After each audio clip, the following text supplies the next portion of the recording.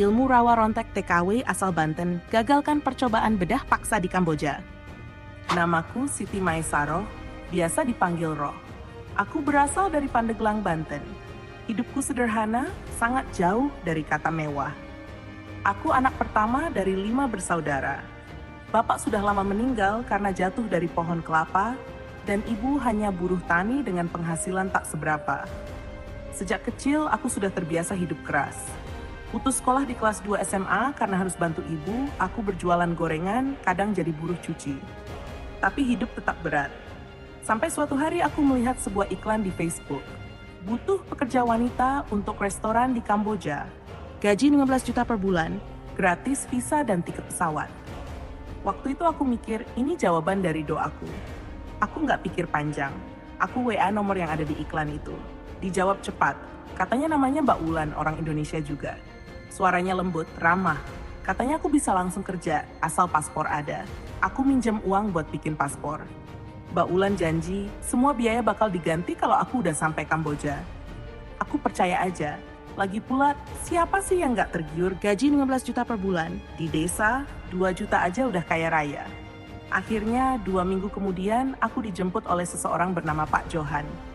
Kami berangkat dari Jakarta, naik pesawat menuju Phnom Penh. Awalnya semua terasa seperti mimpi indah. Sampai akhirnya aku dibawa ke sebuah rumah besar. Bukan restoran, tapi rumah seperti gudang, tertutup, jendelanya ditutup teralis dan dijaga ketat. Waktu itu aku masih berpikir positif. Mungkin ini tempat pelatihan dulu. Tapi ketika malam tiba, aku mulai sadar. Ini bukan tempat kerja. Ini jebakan. Ada 8 perempuan lain di sana. Semua dari Indonesia. Ada yang dari Medan, dari Jember, dari Makassar. Kami semua dikumpulkan dalam satu ruangan besar, tanpa tempat tidur, hanya beralaskan tikar. Makanan hanya 2 kali sehari. Air minum pun terbatas. Aku gemetar, takut. Tapi belum tahu seberapa parah sebenarnya situasi ini. 3 hari kemudian, salah satu dari kami, namanya Weni, dipanggil ke ruangan atas. Ia tak pernah kembali. Kami bertanya-tanya, tapi tak ada yang memberi jawaban. Yang jaga hanya bilang, diam aja, jangan banyak tanya. Malam itu aku mendengar jeritan dari lantai atas, jeritan perempuan. Aku yakin itu Weni. Tapi kami semua hanya bisa menutup telinga dan menangis dalam diam. Pagi harinya, seorang perempuan baru dimasukkan ke ruangan kami. Wajahnya pucat, kakinya berdarah, matanya kosong. Namanya Novi. Ia kabur dari tempat seperti ini di lokasi lain. Ia bilang, ini bukan tempat kerja. Ini sindikat perdagangan organ tubuh. Mereka menculik TKW dan mengambil ginjal, hati, atau apapun yang bisa dijual. Yang mati, dibuang ke sungai. Yang masih hidup, dibungkam dan dijual lagi. Aku muntah seketika.